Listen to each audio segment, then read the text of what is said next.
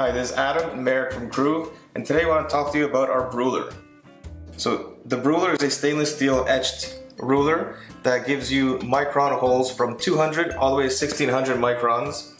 There's hole sizes for green beans from 11/64 all the way to 20/64, and on the back we have a handy conversion chart from ounces to grams, pounds to kilograms, as well as Celsius to Fahrenheit, and a ruler in centimeters to measure portafilter sizes.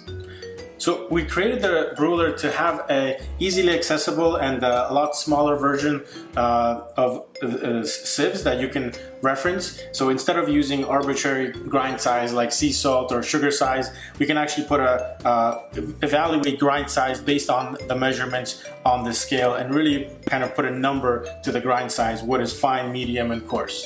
Yeah, so the brewer comes with a magnetic chart which gives you a reference for different sizes for brew methods. So this will give you a great starting point from espresso all the way to cold brew.